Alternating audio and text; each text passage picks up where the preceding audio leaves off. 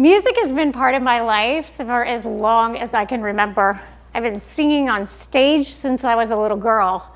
Although I kind of have to admit to you guys that my stage was really the fireplace hearth in the family room in front of the TV. And oh, in case you're thinking that we had one of those big screen TVs where everybody could see around me, no. We had like a 13-inch, bunny-eared TV. So I would stand in front of it basically to get my family's attention. See where I'm going with this, right? So by the time I was in high school, I came home and told my parents that I was going to be in a pageant and that singing was going to be my talent. And I'll never forget my mother's words. I didn't know you could sing.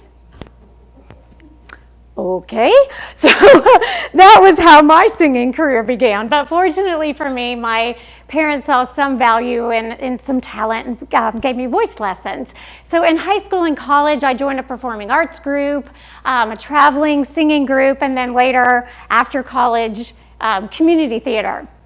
But over the years, my voice struggled with hoarseness and vocal loss. And that struggle went on until I became a mom. And now here I am with twin boys.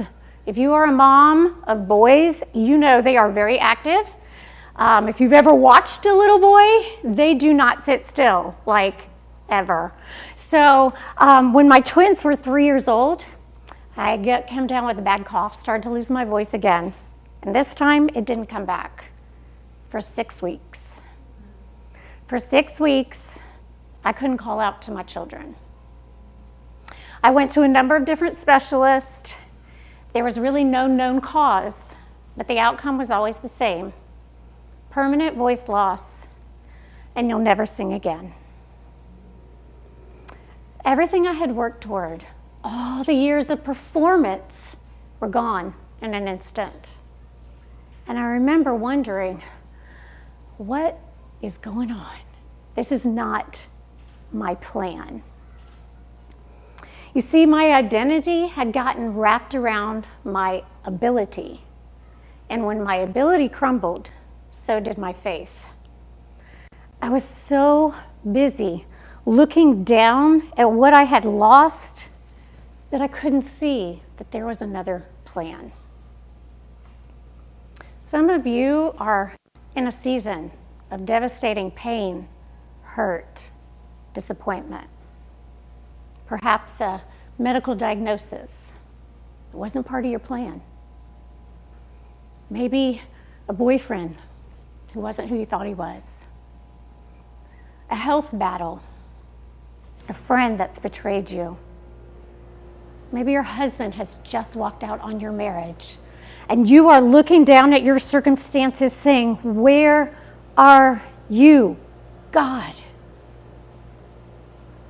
And he says to you and to me, "I'm right here. But I need your eyes to look forward." Because when you're looking down in your pain and your circumstances, you can't see me. You see, it's not until we look forward with eyes on God that we see the plan that he has. I couldn't see that plan, but God had another way. So since I can no longer sing, I turned those emotions of music into words on paper, and I began to write. I started my blog called Two Words, Encouragement and Inspiration. And I started writing a book. I published that book, and my husband came to me and said, "I think God wants you to speak to students." And I was like, "Are you kidding me?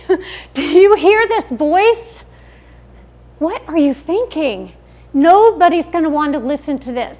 It's thin, it's raspy. I cannot speak." But God said, "I have another plan." Since that time, I've had 2 published books, and I've been able to speak to thousands of students with one clear message: never give up. Never give up on your dreams. Never give up on your ideas, because you have no idea what God has planned for you. Where is your focus? Where are your eyes? Because you see, as long as we're looking down, we can't see the plan God has. It's not until we look forward with eyes on God that we see there's another plan.